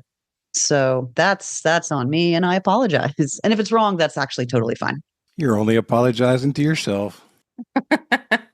Both teams locking in with roller coaster, and you will find these trains of death in the most visited location in Ohio, Cedar Point. Nice. It is roller coasters. Great job, Erin. Great job, James. Yeah, wow, that's right. Good question too. James, that was for you especially. That was a big pull because I was taking you in different directions. I was like, yeah, cookie. That is totally a German cookie. It's got 84 letters in it. It's a cookie. It's shaped like the number 8. Say that. Nope, roller coaster. So with that, we have ended round 5. And at the end of round 5, Mac the Spoon has 90. Dynamite has 96. Woo! Oh, boy. Little lead change there. All right. Round 6, question 1. Your category is blank girl summer. This fruity aesthetic, popularized by TikTok, is largely inspired by the Mediterranean coast. True to its name, the color palette is centered on red. The next key colors are neutrals, especially white, tan, and black. Think Amalfi Gardens, Santorini beaches, and Barcelona streets. If you're rolling your eyes, same. I can't catch up with the TikTok trends either. I didn't catch the question there. Well, good for you. I am going to paste it in the chat. I'm looking for the name of the fruity aesthetic. And I think you're right that the way that I wrote this does not technically include an interrogative. It's literally like a Jeopardy question. Yeah, one of the rules, like whenever for writing questions, like instead of saying this blah blah blah, just say what blah blah blah, and it magically transforms it. Yep. What fruity aesthetic? Blah blah blah. Tell me that. That's perfect. 30 seconds. All right, we're locked in. Okay, you guys can talk it out very briefly. All right, so hold on. So James, the blank girl summer, like I said, that's got to be a reference to hot girl summer. It's a phrase that was popular the last 5 years or so. Sure. If she left it blank, so maybe it's hot something in the answer. And we said apple, cherry, strawberry. We're trying to do the palette. Finally, we landed on pomegranate, which is red-ish. Are we saying hot pomegranate? Well, I don't think I would say hot pomegranate. I think just pomegranate aesthetic would make sense. Like pomegranate, like hot doesn't fit for me in any of the aesthetics that you get now. They're all like aesthetics now are like cottagecore or something like that. All right. Well, the time's up, so we can't keep talking about it. Yeah. Okay, I don't see. I mean, we're not using the category, which is an obvious clue then. So that's fine, but I don't know. So you want to say pomegranate? Sure. All right, we're saying pomegranate. Locked in with pomegranate. Unless Erin you and need Bobby. more information, in which case we can add hot to it. I do not need any more information. Thank you for checking. Erin and I started by naming all the red fruits we could think of. So that was like cherry, apple, watermelon, strawberry, raspberry. And we didn't love or hate any of those more or less than any of the others. And then Erin offered to roll a d6. And as I was saying yes to that, I also thought of pomegranate. And I was like, those are red and Mediterranean, and they have kind of like a neutral, like white, tan, pithy stuff inside. So rather than roll a d6, we went with pomegranate. But for the record, Erin's dice roll said raspberry. Okay. We locked in with pomegranate. Both teams locking in with pomegranate. You guys both, I think, overlooked the clue that I stuck in there. It wasn't the rolling your eyes. It was that I can't catch up with the TikTok trends either. No. God, they're everywhere. Tomato? Oh my It God. is Tomato Girl Summer. Duke's Mayo is literally sponsoring Hot Tomato Summer all over town. You can get tomato ice cream. You can get tomato. Oh God, sorry. I whiffed. James, I you remember posted a how I link in the said? chat. But yeah, remember how I said with Nikki, you really have to dig in because the clue inside of the question, if it's there, is going to be really obtuse. Example A for the court.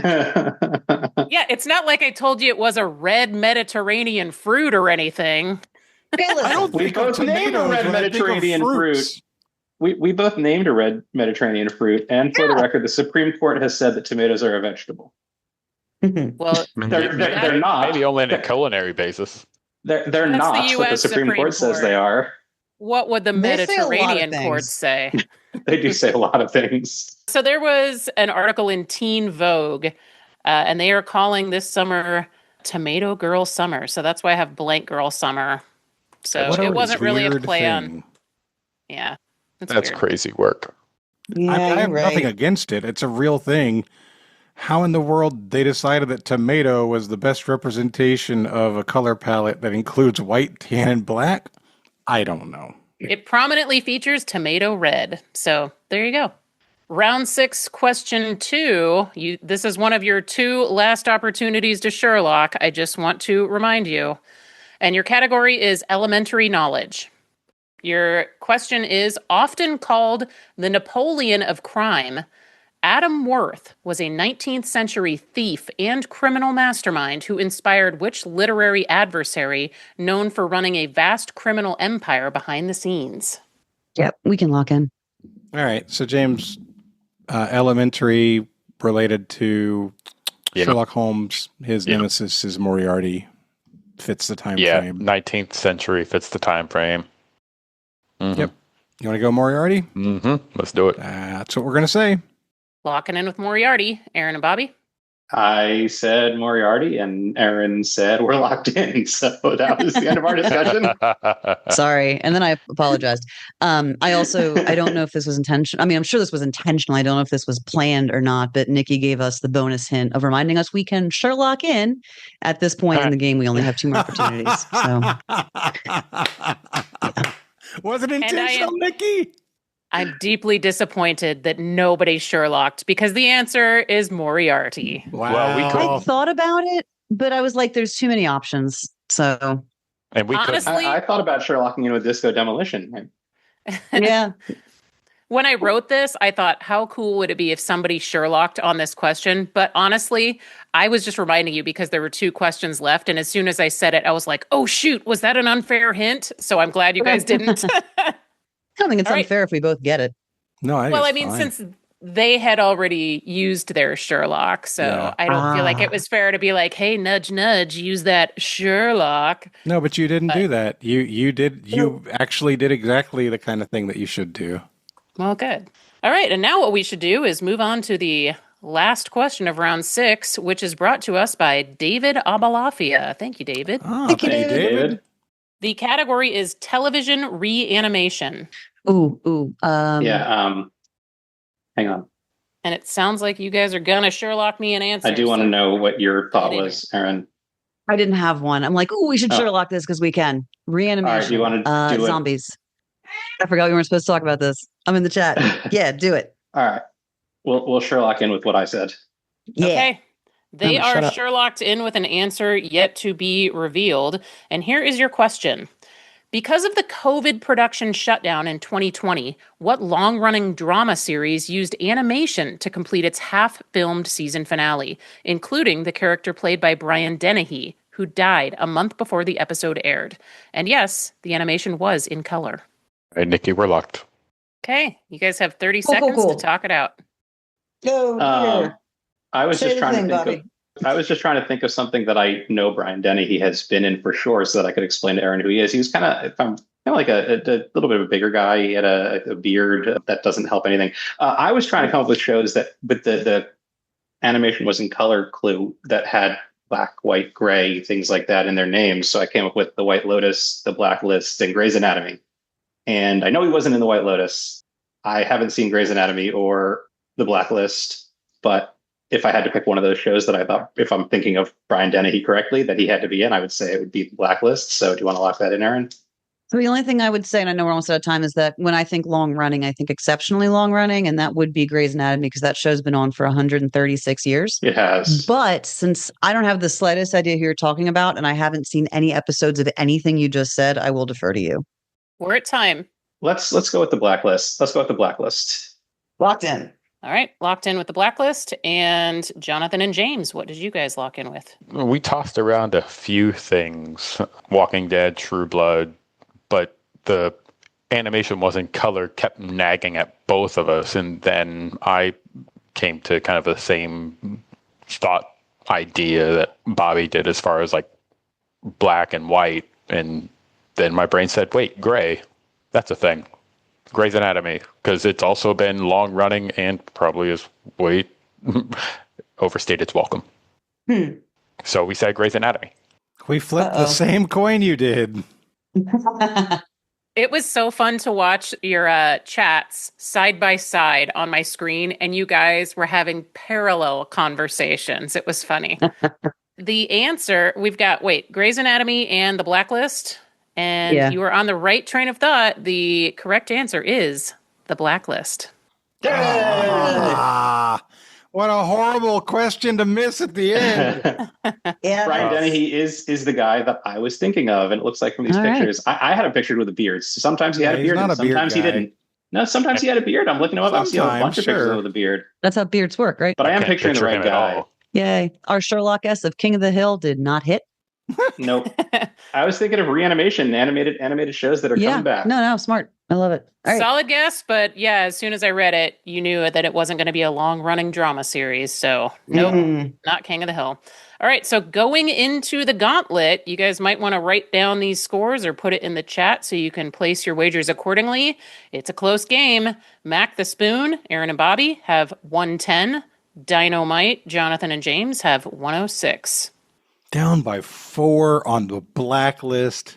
It hurts. Hurts real bad, Shrek. I give you your category, so that might help with your wagers. Your category is going to be No One Expects This. Our wager's locked in. All right, Nikki, our wager is locked in. Okay, both teams locked. Here's question 1 in No One Expects This. Which mid-century crooner, also known for his Christmas TV specials, sang Papa Loves Mambo and earned the first ever gold-certified single with Catch a Falling Star? Out of curiosity, Nikki, which century? I'm talking about the mid-1900s.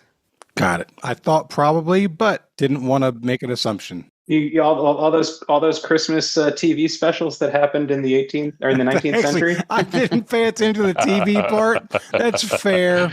That's really fair. I was wondering. I was like, did you think that like present day we're creeping up in the middle of it? Like we're not quite there yet. Yeah. But... I wasn't paying attention to TV, and I didn't want to assume. Yeah, we all love those Renaissance TV Christmas specials. Yeah. Yep. It's mostly shadow puppets. The Renaissance Gold records is what really got me. Nikki, don't answer the question so that Jonathan can give an answer from another century. Our answer's locked in. All right, our answer's locked in. Okay. Question 2 in your gauntlet. No one expects this. In baseball scorekeeping, what single letter is used to denote a strikeout, written backward when the batter doesn't swing? We're locked in. Yeah, locked in with some meow meows. Locked. Yeah. Locked. Okay. Moving on quickly to question 3 in your gauntlet. Similar to a gi, a dobok is the uniform worn in which Olympic sport? All right. I think we're going to lock in. Our answer is locked in. Okay. We are going to go through the questions and reveal them. And inevitably, I will screw up the order, but we're going to do it anyway. All right. Your category is No One Expects This. Question 1 was, which mid-century crooner, also known for his Christmas TV specials, sang Papa Loves Mambo and earned the first ever gold certified single with Catch a Falling Star? Let's start with Dynamite. Jonathan and James, what did you guys get for this? We definitively did not know. We named lots of crooners, lots of members of the Brat Pack. We are flummoxed by the category.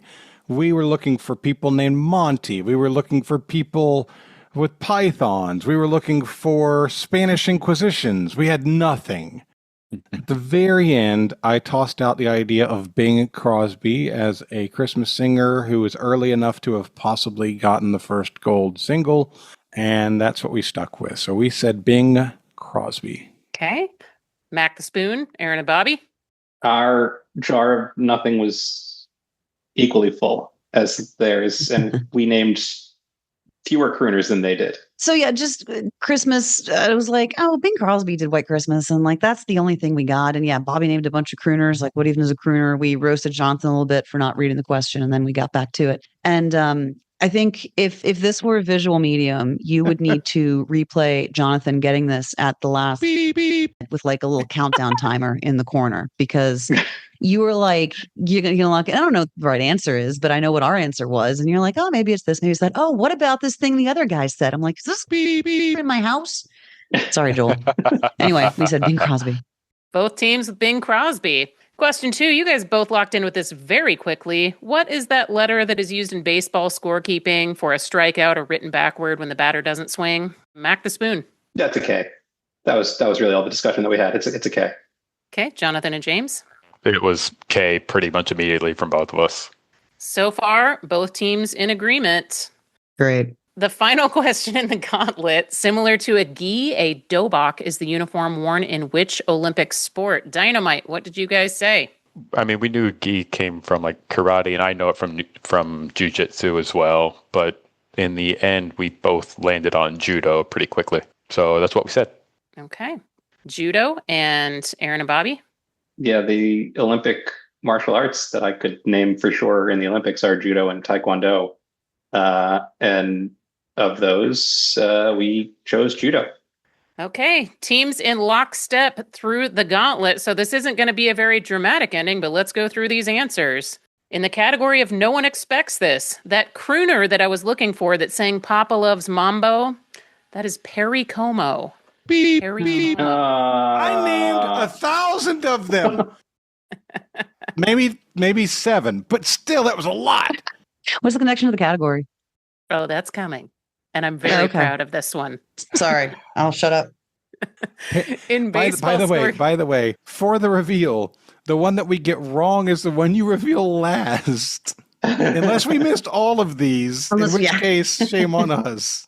We didn't miss the second one. That's true, yeah. Fair enough. Similar to a gi, a dobok is the uniform in which Olympic sport? The correct answer is taekwondo. Oh, no. Both of you said judo. So honestly, it didn't matter what order we went in. In baseball scorekeeping, this is not going to be a surprise to anyone because you guys both got it. You both had thunder, and it is a K used in baseball scorekeeping. So now knowing the correct answers, Perry Como. Got it. K. and taekwondo. They're all Spanish questions. Spanish Inquisition. What do you mean they're all Spanish questions? Como, Oh my God. K, like como, like what, like how, K being what. They're sound-alikes. Erin has walked away. Oh no, Erin Yeah, I thought Erin just dipped down. Okay. What is I gotta take a walk. Taekwondo? How is that Spanish? Quando is when. Oh, Wow. man. Yeah, okay. Nikki, Como, Nikki. que, cuando. Come on, I love this. You are an absolute gift. Yeah, I agree. This is not as good as the Marx Brothers clue, but for the record, y'all, Nikki's gauntlet category connections are deep, and you need to get the first answer right in order to figure out what the hell you're going for. And we didn't. No, we didn't. I should have started with K, but it didn't matter. No matter what I started with, I probably would have forgot and jumbled up the order anyway. But I do know we still have not announced our wagers. So that's correct. Dynamite, what did you guys wager? We figured that they were going to go for a 0 wager, so we decided to play it safe and wager 10 in case we got it and they didn't, to leapfrog them. Yeah, they wagered so fast that it seemed like there was no math done. And in a very hard game, you're more likely to bet a lower number. So that's why we thought they would go 0. I also prompted him like an hour ago. I'm like, just so you know, Bobby, I don't dip my toes in this wagering business, so it's going to be on you. And so, were they correct? Is that what you guys did? Oh yeah, for so sure. Erin, Champions bet 0. Yeah, Erin let me know that a while ago that in her house, Champions bet 0. I am not usually a Champions bet 0 kind of guy, but in this game, I was absolutely a Champions bet 0 guy. No further discussion was necessary. That means the final score was Mac the Spoon, Erin and Bobby with 110 points to Jonathan and James Dynamite 96. Nice job, guys. That was a hard game, and you guys performed really well. We barely cracked triple digits. Yeah, no, that was a good game. I've had games where I didn't score 100 digits before, and they were terrible. Like they were very upsettingly done. Right? This was 106 points of joy. This was really well done. I don't have any complaints about this. I am unapologetically very proud of the Spanish and. No, it's amazing. It's amazing. Yeah. Sure. It's so good, and at the same time, I hate it. Yep. Wow. Once I heard Cuomo and K together, it's like, oh. Yep. Because I had Spanish Inquisition from the get-go as something to go along. Nobody expected. Both of you guys caught on to that. Yep. Oh, the time I spent, like Jonathan said, the time I spent trying to come up with a crooner named Monty something. Right. Yeah. You guys both thought Monty Hall. You guys were both exact same train of thought the whole way through, and the gauntlet was no exception. You guys were both like, Monty Hall was just a TV host, right? He didn't sing, right? Yeah, that's a real problem with that answer. Yeah, there is. We just picked the wrong door. Well, I will try to make my games a little easier from here on out, but you guys were great sports, and this was a very fun game. It was. Erin, you suggested 106 Points of Joy as a episode title. Pretty good one, and we might even do it. The other one I have written down is Now I Feel Dumb, which was exactly what she said after not going for Utah. So it's going to be one of those. All right, guys, before we go, we like to give everybody a chance to do shout-outs and promote causes that they care about. Bobby, you're today's big winner. We're going to start with you. Well, this has been a ton of fun. This is my first time winning in my 3 appearances on Trivial Warfare, so I'm very happy about that. Woo! I would just say I have a great little dog. He's getting to be very, very old now. We think he's about 13 years old, but he brings a lot of joy to my family, and we rescued him from a high kill shelter. And so I am a big proponent of adopt, don't shop. And so if anyone is thinking about getting a new furry family member, I would really encourage you to look at local rescues. And, there's lots of animals out there that need love that aren't, necessarily the brand new cute little puppies from a breeder. So I cannot emphasize enough how much joy and love they can bring into your life. Big yes. Big yes. Absolutely. All right, James, over to you. I mean, you just keep stealing wins out of me. Gosh. Because the first thing that came to mind was something similar. I have a cat that I got from a rescue here in Northern Virginia over 8 years ago now. I was going to go the Bob Barker route by saying, like, help control the pet population, but instead of don't spay and neuter your pets, I will also say adopt from rescues whenever possible. Absolutely. Yes. 100% agree. All right, guys, that is going to wrap us up. So, for Bobby, for James, for Erin, and for Nikki, my name is Jonathan, and this has been episode number 546 of Trivial Warfare, where it's not just trivia, it's war. Bye, everybody. Bye. Bye. Bye. Thanks for listening to Trivial Warfare. Be sure to check out the revamped TrivialWarfare.com as your one-stop shop to submit questions, join the community, and get access to over 150 archived episodes. Warm It Up was written and performed by Matthew Stevens. This episode was edited and produced by me, Joel Sharpton. For help with your podcast, visit ProPodcastingServices.com.